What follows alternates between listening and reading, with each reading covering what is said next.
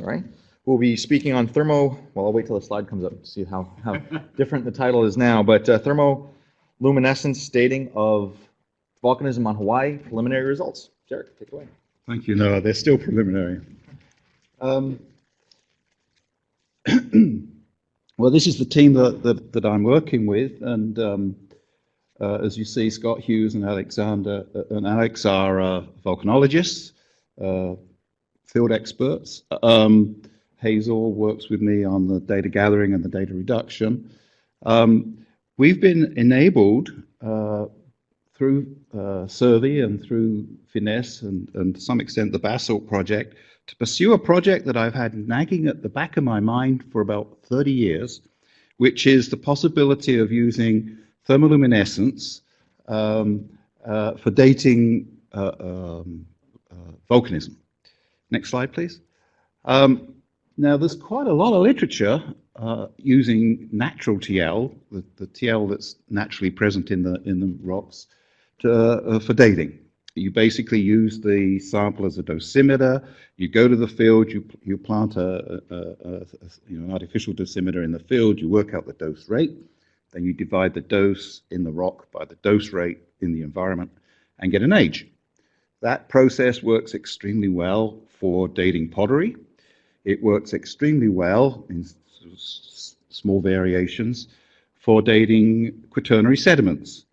The history with volcanic rocks is far from satisfactory. So there are about 30 attempts to use this method, and a few of them claim success, but in the field as a whole, it's not been particularly exciting.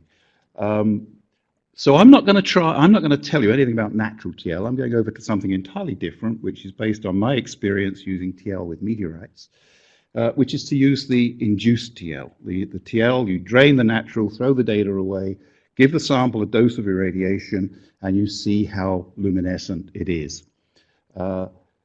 This is the data that got me intrigued, published in 1977 by Rod May, who was a graduate student at Stanford, did his thesis on this, and you can see one of these lines, the upper line, is not the natural, it's the induced TL. So he saw that the induced TL, he called it the artificial TL, is increasing with time. And this sort of jibe, next slide, with some of the meteorite work I've been doing in the last 3 decades. If you look at chondrites, chondritic meteorites, you see 10 to the 5-fold increase, 5 orders of magnitude increase in the TL of the rocks in response to metamorphism. So we've got these familiar metamorphic types, petrologic types, recognized to a large degree by textural information under the microscope. There are some chemical correlations, but we know there are these metamorphic grades, and that TL is very, very sensitive to those grades, especially in the least metamorphosed meteorites, where you can't actually see any petrographic evidence for metamorphism, but we pick up a 10 to the 3-fold variation there. Why is this? It's because when nature made these chondrules, these meteorites, the feldspathic component, the luminescent component, was glass. And then with really quite moderate amounts of metamorphism, that glass starts to crystallize, produce crystals of feldspar. The crystals luminesce, the glass doesn't, but it's an incredibly sensitive process, and we can see these changes. Now, if we leave chondrites and we look at basaltic meteorites, we see a similar thing. It's not quite so dramatic. We see a 100-fold increase in luminescence as we go through the petrographic types, where the pyroxenes are totally inhomogeneous, totally heterogeneous, and then as metamorphism goes on, the pyroxenes become homogeneous, and the TL goes up. So again, it's picking up metamorphism, but in this case, it's not picking up the formation of glass. That process is just not happening. It's a different type of rock entirely. What's happening there is that the feldspar starts out with a lot of incompatible elements in it. Those incompatible elements, predominantly iron, are quenchers for the luminescence. So what you're looking at there is the elements diffusing out of the feldspar and the luminescence going up. Next slide. So we have 2 reasons for thinking maybe basalts would do something interesting, and that would explain what May observed and explained using methods that just simply don't work on the basis of what we now know. So, all right, let's think of basalts as non-equilibrium systems. They were rocks that were produced, came out of the volcano. They are glassy, amorphous, poorly crystalline, and so they're not, I will think of them as a chemist as non-equilibrated systems. And then as time goes on, we don't so much have temperature this time, we have time, and we have quite a lot of time.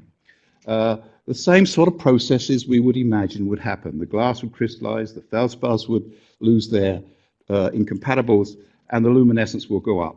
So we have a chronometer, but it's not a chronometer based on the normal TL principles of dose measurement. It's based on petrographic mineralogic changes in the rock. So it's kind of different, and let's just see. As I say, I saw these data in 1980, 82 or 3, and I've been wanting to work on this ever since, and Survey and Finesse have given me the chance. So let's look at the next slide. Now, before I could think about Hawaii, the Finesse team, Scott Hughes in particular, said, for heaven's sake, we've got all these lavas out in our field in Idaho. Let's try an experiment there. So we gathered, whatever that is, 24 samples of lavas from volcanoes that varied in age from 0 to, well, from 2,000, I think was the youngest, up to about 400,000. And that's what we got. So on the one hand, I got quite excited. There is a trend. On the other hand, I got a bit depressed because there's a lot of scatter. So you think, all right, it's not, there's going to be some other stuff going on. We know these are complex rocks. We know there's a bunch of things going on. But I think most of them we can get a handle on. But in any event, it made me encouraged enough to say, let's go to Hawaii. Okay, so that was a logistical issue. We fixed that up and we got out to Hawaii. Next slide. What we did was we spent, basically we did two sets of measurements. On day one, or sample collecting. On day one, we started out at Kona and we did a circular road trip, and we picked up however many samples that is, 7 or 8 samples from Kohala. So we picked up the Kohala volcanics on that circular tour. And we numbered the samples that, as you see there. So that gave us a bunch of samples from the oldest volcano on the island. And then the next day we came into Hilo, I've been told, and we traveled down that route, Scott being the guide, and I provided the rock hammer or something. But we took samples from Kilauea, all the way down there. I don't think we actually sampled Mauna Loa, but we did sample one Mauna Loa flow over there. But ages ranging from 0.75 up to 10K, so less than 10,000 years old. Some of them were historic flows, just 50 years old, 100 years old. So anyway, so we've got the oldest and the youngest volcano. Now, do they have a significant difference in induced TL? Okay, that's the question. Look at the next slide. Look at that. I mean, I was just so excited, right? Letter to nature, okay. The Kilauea samples are down there on the young end, 2.5 on that log scale. The Kohala samples are up there at about 3.5 or 4 units on that scale. Boy, do we have a trend. This is, I mean, even though this is still raw data, we've been no correcting for secondary effects. Put a line through there, it's basically a 2-point correlation, and you've got a very steep dependence on induced TL and age. And then we got 0.37. Now, I tried to explain it away. I said it was a bad sample. I thought this, I thought that. I double-checked the TL data. Did I get the scale correct? Did I do this? I could not explain that away no matter how hard I tried. So I showed my co-authors, and they just laughed and had no more luck than I had. So we have 0.37. Okay, so let's go on. Next slide. We made thin sections. We looked at those through the microscope. We we laid them out on the same sort of distribution as the TL data, and we convinced ourselves that the younger samples had more dark, amorphous, glassy matrix than the older samples. These are more yellow up here, as it were, and yellow to black ratio is increasing as you come across. So I think there's a hint there in the petrology that the mechanisms that I was talking about, the crystallization of glass, the purification of the feldspar, I think that is really what's going on, but we still have 37. Okay, next slide. If I take the Idaho regression line, and remember the scatter was big, but the trend was there, and I put it on here, it goes very close to 37. In fact, it goes with an experimental error of 0.37.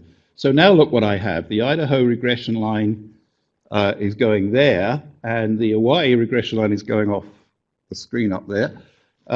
What else can I do here? So I've got to look at secondary effects. I've got to look at the mineralogy, the petrology, the chemistry. So next slide. Next slide. We're getting somewhere. Okay. There are chemically different basalts. So the Kohola basalts were these alkali basalts. The others are tholiites, olivine-rich. The pleasure clays is more calcic.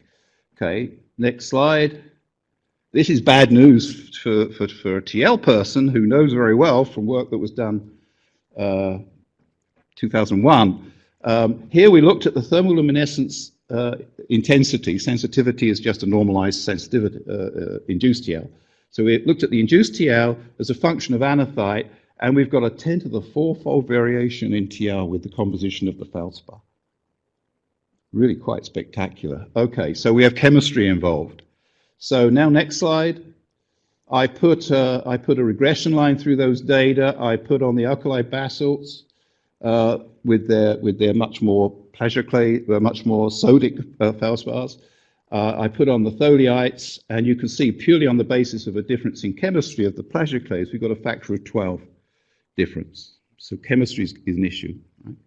So go to the next slide. If I divide all my I divide all my alkali basalts by 12, you see where it is. Now this is where I stand where we stand in this work. We now need to know the chemistry of the individual alkali basalts. We need to know the chemistry of the individual rocks. Then we can probably get rid of a lot of that scatter in the TL data.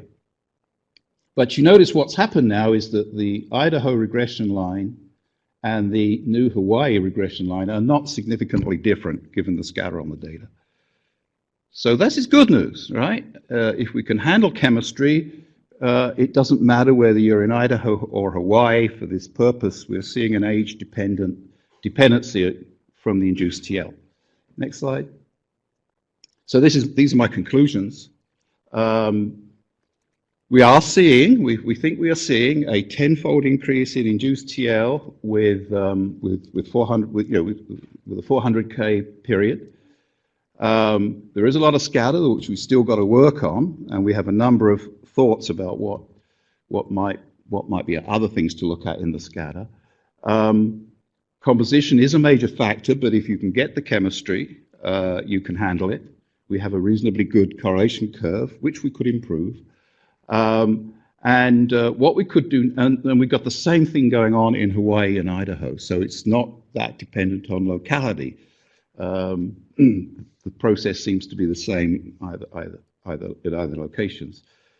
But what we can also do now, we can take these basalts, we can put them in a laboratory, we can do the kinetic study, and we can determine the rate at which the TL changes with a given set of conditions, and we can get an absolute dating method out of it. And I was thinking those would be really difficult experiments to do, but Alex came along and joined our group and gave us a seminar, and he showed that he was doing something very similar for his PhD work. So the kinetics of these things can be handled by our laboratory measurements. So that was very encouraging for me. And then I guess I have a secondary conclusion. Worry about the anomalous data point. Okay, thank you very much for your attention. All right, we have time for a question.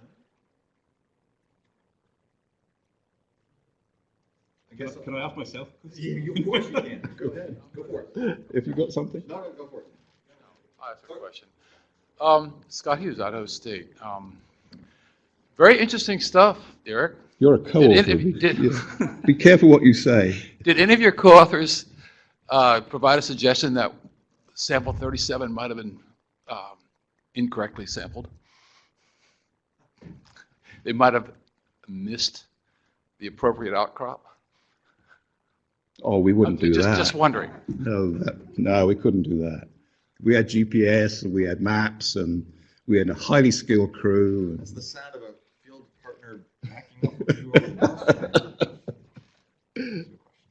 Sorry, you have anything else you want to add? All right, well, we'll move on. Thanks, Derek. Appreciate it.